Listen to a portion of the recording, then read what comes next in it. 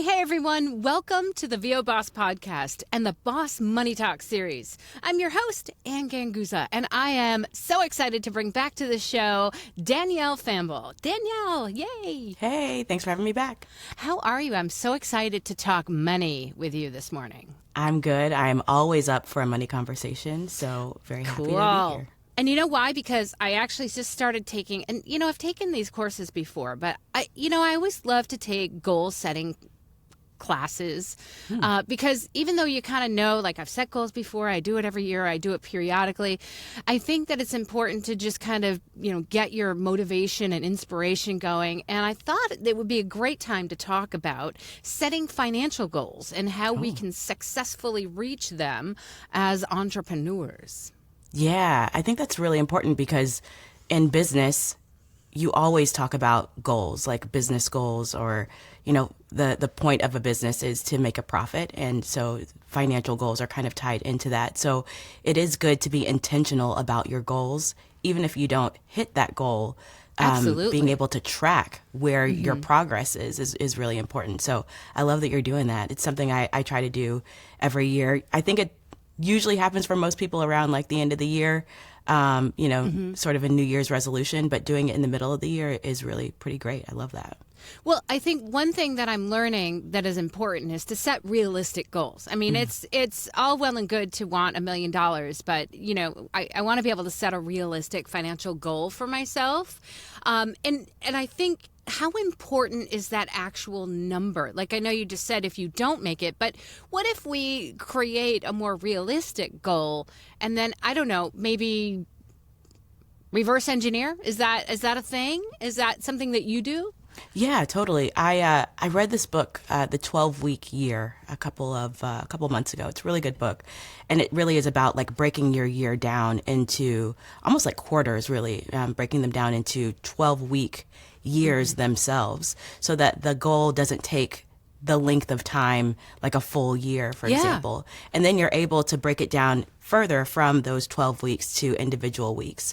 So that is sort of reverse engineering your goal. So for example, if your goal was to make, let's say $10,000 in the 12-week time, then you can go and say, okay, well, what do I need to do incrementally to get myself there? Is it going to be marketing more? Is it going to be increasing the number of auditions that you do? Is it going to be figuring out which genre that you want to go into? Because maybe a certain genre may get you to that 10,000 quicker. I think actually reverse engineering your goal makes it so that the goal itself is not so big, and all you're working toward, they're little sprints. So you're working toward the next milestone in that, bigger goal sphere. Well, I think there's something to be said for breaking it down into smaller parts, because I think, number one, of the fact that our business is so volatile, right? We don't know where our next job is coming from. And that is a completely different mindset and basically, I guess, pathway to creating money or making money than maybe some people are used to if they come out of the corporate world, right? Because there's a set amount of money we're getting paid every so often. Now, all of a sudden, we've got to, be everybody and everything, and we have to go out, generate the leads, follow up on those leads, get the job, do the job, and then charge the money, and then collect the money. So there's all these steps, and we don't necessarily know where the second job is coming or the next job is coming. Yeah.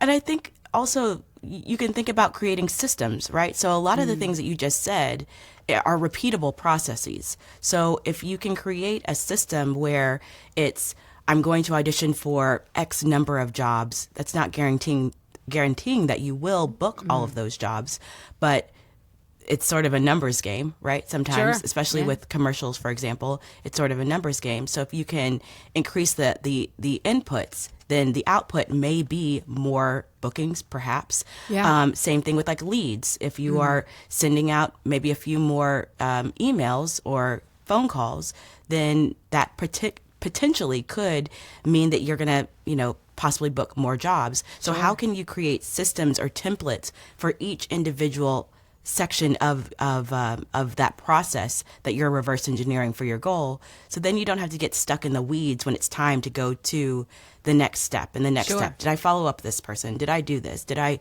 send out this contract? Did I sign this thing? Making sure that you have a template or a system for it really can help. I love that. And I think that it's important to make sure that you're dedicating the time for those steps to happen, because, it's all well and good when we're like, I've got the job, right? And the money's coming in and that's something I can account for. But yet now there's all these unknowns in the equation. And especially when we're talking numbers, like, I like numbers to be concrete, right? I like to say, I've got this coming in, I've got this going out, but then there's that uncertainty of like, okay, I don't have that job yet. So I need to put that system in place in order to, try to make the goal that I want to achieve. And again, sure. I think it's important for bosses out there to, again, set realistic goals. But again, there's nothing wrong with saying, hey, I'm currently making X amount of dollars per month, or I like to look at it on a monthly basis. For me, that kind of breaks it down into smaller, as opposed to, yearly too. I'm like, yes, it's great to have a 6-figure, 7-figure, whatever income you're looking for, but then break that down into months, and then those months back into weeks. Because one week, maybe I won't make any money, right? And I have to make sure that doesn't necessarily stop me from trying to reach my goal, or, create a mental point where I'm just like, oh, well, I can't do this, right? I think goal setting, a lot of what I'm learning, as well as putting writing it down, right? Putting it concrete on the paper. Here's what I want. Here's how and then you're talking about setting up the template and the steps to get there. Going back and reviewing those steps and making sure that if you didn't achieve a step, that's okay, because, maybe next week you can achieve that step, even more so, right? So that you're not getting upset or depressed, or, and then just giving up on that goal. Yeah, I also really love what you said about like dedicating the time to it. Mm-hmm. One of the things that I implemented in my own life, in my own business, about a year or two ago, and admittedly, I've sort of slipped in it. It's something this conversation is reminding me to go back and do, is implementing office hours, or implementing the time dedicated to do to make the system run. Yeah, so if it's implementing an hour every single day, or Monday, Wednesday, Friday, for example, to make sure that you've got your auditions, or to follow up with clients that have not paid, or to do whatever it is in your system that needs to be done, really setting the time aside to actually do it will ensure that your system does actually work. Because if you kind of sometimes arbitrarily go through the process of trying to hit your financial goals, absolutely, then you may not actually be consistent in hitting those goals. Yeah. Another thing that when you were talking about it, I was thinking about is, yes, thinking about things in a monthly 30-day window. I think that's great, because it's that short sprint, like we're talking about earlier. Exactly. One thing is maybe consider a percentage. Like maybe I want to increase my revenue by 1% or 2%. So you can actually check and see, did I do that? Is there a way to say, I did hit this goal or I didn't hit this goal? Because a lot of times with goals, they can be vague. It feels good, but you can't really check and see, did I actually hit it or not? Right. That's the thing about numbers. Yeah. Is it this number or no? Right, if you hit it, it's or very if you black didn't. and white, and it should be. You're right. I love that, checking and being accountable, and that also has an effect again. And it's so funny because there's hardcore numbers, right? There's here's what I made last month, here's what I made the month before, and here's how I what did it take to get to those numbers. Going back and being accountable and seeing was there a system that worked? And again, if something's not working or you're having a slow month, again, I want to reiterate that manifestation of abundance and faith, right? Faith that you can achieve the goal, right? And so if you can kind of manifest and see that, have that vision, see it's written down, and then see the systems that were put in place that help to make that work, when you maybe have a week where nothing happened, or a couple of weeks, and you start to doubt yourself, go back and take a look at those accomplishments, go look at what you've achieved and the systems you use to achieve them, and see if maybe you didn't implement that in quite the same way. Or maybe there's a way to take what you did that was successful and increase it. Maybe I would say, reach out to that repeat client, right? Or go ahead and maybe increase if, you did 100 auditions and you're not really seeing anything. Well, maybe what type of auditions did you do? Were they all commercial auditions? Were they corporate auditions? Were they e-learning auditions? And find out which one's booked. And then maybe if you're like, I seem to be booking a lot of e-learning lately, then maybe increase your percentage of e-learning auditions. Yeah. And the only way to know everything what you just said is to make sure that you're tracking. If you're not tracking that information, the dollars are in the data. And if you are not tracking your data, you may not be able to track your dollars as specifically to be able to get to the next step, that next 1%. Because if you increase your revenue by 1% every month over the course of the year, it's exponential growth. Of your business. And then you can go back and look and say, okay, look at what I did. How can I repeat those steps to get even greater returns the next year, or to do that in a different genre that maybe you don't work in because you know that what you did works. How can you take what you know and move it to a different genre? I love that you said if you increase your revenue 1%, right, every month, right, which gives you 12% over the course of a year. And I just want to bring that back to bosses by saying, most jobs don't give a 12% increase, like at all anymore. As a matter of fact, my husband just got like an 8%, which was incredible. I mean, that took years. And I remember back in the day when I was working in education, I got a 3%. Every year. And that was great. So 1% bosses don't think, oh, that's not, that's nothing. And I can tell, Danielle, that, you are a money girl because just 1%, and that's realistic, right? And so that's something like, I want to increase my revenue, 100% or 50% or even 20% is, I'm not saying it can't be done. I'm just saying that you want to take a look at, hey, how can I literally systematically increase that income? By 1%, 2%. I mean, and that's incredible. And then year after year after year, right? The compounding of that exactly that incremental increase is really where it'll make your eyes pop because it is amazing and it can be life changing. And so absolutely. When you say reverse engineering your goal, that's really where it is. It's not in these big leaps and bounds. It's how can you be just a little bit. How can you grow just a little bit more and a little bit more and a little bit more?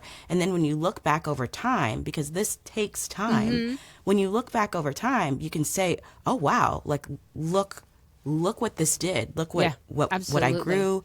Look what we've made. It's really amazing. It's like any financial investment. It's funny because back in the day when I did work for a company, I remember I invested some spare change that I had, like $500 in a stock in the company that I worked for, and then I just didn't look at it. I just let it sit there for about 20 years. And I'll tell you what, over time, when you look at a stock, if it's a decent stock and it's not like a company that's in and out and out of business, but a company that's been around for a long time. I mean, that grew over time, even though, 1 month it went way down, another month it went way up. And then it was and if you looked at those numbers and you got crazy about it, it would make you insane. And so I just left it alone. I said, you know what? That was money that it's kind of like, I feel like if I go to Vegas and I'm going to spend money on gambling, which I'm not a big gambler, but I always say, well, that's my spare change, right? And then I just don't worry about it. When it's done, it's done. So I invested that money and then I didn't look at it until 20 years later when I went to, buy a house. And then all of a sudden I cashed in on it and it was sizable. It was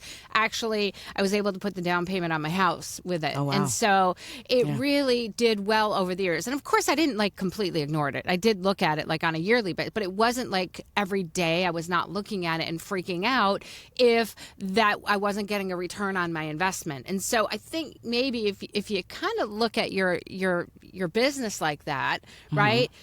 Step back from it and look a little more long term, right? And you can't do that unless you've been tracking it, right? And see how you grow. Like that tiny little growth spurt over time makes a humongous difference. Absolutely. Yeah. Yeah. Oh gosh. So then let me ask you how, like in terms of, and I know we talked about this a little bit in other podcast episodes. So in terms of tracking this, right? What's the best resource for tracking this? I mean, I know we talked about like me, I use QuickBooks so I can do a profit and loss statement. I can generate any length of time. I could say, give me a monthly profit and loss statement. What other things would you suggest to track? Because that's just the financial part of it. How are we tracking like marketing? How are we tracking those types of things? I think that can be done in several different ways. When I first started my business, I was tracking everything in an Excel spreadsheet, down to every job that I booked, the details about that job, how much I was paid, how much do I need to set aside for taxes, and keeping that set aside, separated by month. That's one way to do it. Currently now I have a Notion database where I actually will put in every single audition that I did, and it turns into a pipeline. So it's it did the audition turn into a booking? Did I get an avail check for that, even though I didn't book it? I want to know, the details about that. What were the specs in that audition? Because so it's like a whole sales funnel. It's an entire sales funnel. I love that. An entire sales funnel. That's what I'm doing. That's amazing. Again, sort of a nerd. Yeah, no. I'm right there with you. That's I want to wonderful. know. I want to know everything about the jobs that are coming my way, and then the jobs that turn into actual bookings, because there's information in that data for me, and it's important for me to take a look and see. I even want to see, maybe I auditioned for something a year ago, sure, and the rate was X. Right. What is it today? I want to know what is the market overall doing. Yeah. So there are ways to look at it like that. CRMs that you can take a look at and put your data in. However you do it, do it. Yeah. And that's where your data is. And then have a way to go back and take a look and take the time to go back and look at the data and see, comprehensively, maybe by quarter, how did I do? Right. Or at the end of the year, how was this year, and what did we learn, and what can we do a little differently? I love that. Yeah, I think tracking your goals, not just here's what I want to make, right? But tracking your business and tracking the progress of your business and will really help you to get a great view of your business over time. And so it will help you to make more educated decisions as well, right? So not only are we setting financial goals and we're manifesting, right? And we're having faith in the fact that we can achieve these goals, right? And we're creating small little pieces, small little segments of those goals that are achievable, right? And then we can look back on our success and be encouraged and gain confidence from that success. And again, when you do that, that can just exponentially, really, I think, grow your business and grow your success. And to me, you've got to take the time to track that. So how much time for me, sometimes it's like, oh God, I've been auditioning all day. I've been coaching all day. I've been doing this. I don't have time to track this. What is your method of tracking? Do you track on a day-to-day basis or weekly, or what do you do? I track, like I said, with the inputs in my sales funnel or my system. I do that every single day, really, like inputting it as and it's happening. And how much time does that take? Do you know what I mean? Are you spending like 10 minutes, half an hour, an hour? Every input is maybe a minute or two. So it's, adds up to a few minutes a day, maybe an hour a day. Wow. I also think have of that, boss. It's just not even an hour a day, right? Yeah, not even. I say really that for my students too, who want to pursue this as a career, is that you need to you need to dedicate a certain amount of time per day on your business. Yeah. And that tells your brain, it tells your body, it tells your being that you are serious about this business and you are manifesting along the way as you do that. And plus, I think it's a critical part of, again, that tracking system that helps us to understand where are we, where do we want to go, and how are we going to achieve that. Absolutely. Yeah. Fantastic. Wow. I love that. So what sort of goals would you say for, let's say, a beginning talent? What sort of financial goals should they have? Because I know there's a lot of people that are like, they're quick. They're like, I want to make the money now, right? And I know as a coach, sometimes that is something that just doesn't happen right away. I mean, they're not making thousands upon thousands of dollars right away. And I think that's where most people get the most discouraged right in the beginning of their career. So in terms of, financial goals, what would you say are realistic financial goals for new talent that are starting out? I think the first thing that a new talent should take a look at is where are they currently at? So really look realistically, look at where you're currently at. And then I think really like the percentage, the maybe 1% or 2%, maybe not per month, but per quarter might be a really great target to hit. So where are you at currently, and how can you do just a little bit better per quarter to get you to that 4% per year? Right. Oh, and I would also take a look and see things outside of the returns, but what are you doing today? Is it that you need to coach with someone else? Do you need to invest in yourself and your business? Do you need to learn how to use, your DAW a little bit better for editing your auditions? Those kind of things, excuse me, those kind of things can really help with your bottom line, because once you have a little bit more skills in your business, then you're able to use those skills to generate income. But I think looking at it from where you're currently at, and then looking at maybe a 1 or 2% increase from where you currently are is incredibly realistic. Yeah. And I think also when you're starting out, you have to be realistic in terms of in terms of like financial success, what you consider to be financial success, and what you're considering to be investment in growing the business. Because there are lots of businesses that need to take that time to grow. They need to invest in their product. They need to invest in their marketing. They need to invest in their storefront, right? Which these are all things like, what is your product? It's your voice, right? Well, that's your coaching. It's your demos. It's what is your storefront? That is your website. What is your marketing? I mean, how all of these things, have you taken a marketing course? Have you, do you have a mail service? Do you have, that kind of a thing? So what are you investing? And a lot of it might take more investing than you're getting back in the beginning. But longer time. Yeah. And it takes longer. It does. And so I feel as though your financial goals at this point need to be realistic thinking. I have some people saying, well, I want to make, $5,000 a month, and they're just getting out in voiceover. And I'm not saying that you can't do that, but I'm just saying that until you really start to grow and make those investments, and I think marketing is a big, big part of that, because you can be a new talent, and you can be amazing, but if nobody knows that you exist, right, they can't pay you. And so you can't meet those financial goals. And so you've got to really get out there in front of people. And that requires your marketing efforts, either direct mails, creating content out there. Your audition, the quality of your auditions is marketing. Exactly. The quality of your studio out there. So there's a lot of things that will go into this in order to help meet your financial goals. And the better you are, the more skilled you are, right? The better your product is, right? And the better you're able to market that product, then I think the more able you're going to be to meet those financial goals in the end. Yeah, absolutely. So for, let's say, talent that have been out there for a while, is it realistic, do you think, for them to think, oh, okay, well, I made 6 figures last year, I'm going to make 6 figures this year. Or I want to increase that by, 12% this year. How realistic do you feel that is? I think that's incredibly realistic.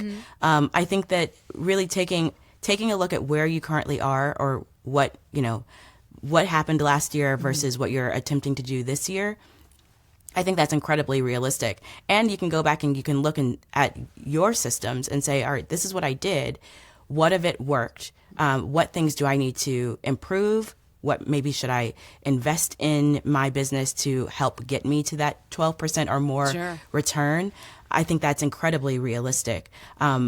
Also, it does mean that you need to look at the genres that you're working in, and the market that you're working in as well. So important. Yeah, don't leave out the fact that you could be, I want to do animation, or I want to do, character work, whatever that is, right? And you could be an amazing character animation, have a great demo, have a great product out there. However, you've got to figure out where's the market, right? Where's the market at this time? Are there trends in that market? Am I able to reach that market? And how am I able to get in front of the eyeballs that can hire for that market? And what are they willing to pay? Like, that's the part where I think most people, they forget. Oh, so now there's a money, right? There's a value put on that, on the market. Not that you're not worth, $1 million. However, there is a market. There's a term for it, Danielle, and I don't know if I know what it is, but there's a rate out there that is the going rate, right? It's a competitive rate for people that want voices for animation, or people that need a commercial voice. There are, rates all over the place. Of course, we always say go to the GVAA rate guide, right? Sure. But Yeah. I mean, sometimes sometimes the market can't pay that rate, right? That particular client just can't pay it. They don't have the budget for it. And sometimes that's the truth, right? A lot of times we want to say, oh no, well, I'm going to, I can't do that job. It's not, I know what I'm worth, and I can't do it for that rate. And that's okay. That's your business decision. But don't dismiss that sometimes clients literally don't have it in their budget to pay that value. And then that's a decision that you make, right? Whether you want to accept that, to do that maybe below your rate or not. And I'm not saying you should do that for everything, but there is a value. There is a value that companies put on it, and they will have budgets. I mean, people have budgets for a reason. So Yeah. you have to be considerate of the company and not just be angry at the company if they can't meet your budget. I think a lot of times we tend to so quickly dismiss and say, well, they're not paying me what I'm worth, and so therefore. And yeah, I say if that's your decision, that gives you time to go find somebody who will pay you what you're worth. But sometimes, understand that it is possible that the company doesn't have the budget at this moment. Doesn't mean that they won't have the budget in the future, or that you can't work on that in the future. So Yeah. Just a thought. Wow, good stuff, Danielle. Wow. Yeah, this is a really good discussion. I think that talking about goals is incredibly important, not just about the financial goals, but the inputs to your goals as well, because that can just be, general business goals, life goals. Once you learn how to do this in one aspect of your life, you can really move it to other aspects of your life as well. Absolutely. Absolutely. All right, bosses. Love this conversation, Danielle. Can't wait for our next one. Yeah. I'm going to give a great big shout out to our sponsor, IPDTL. You too can connect and network and make money like bosses, like Danielle and myself. Find out more at IPDTL.com. You guys have an amazing week, and go out there and let's set some financial goals and meet them. Absolutely. And we will see you guys next week. Bye. Bye.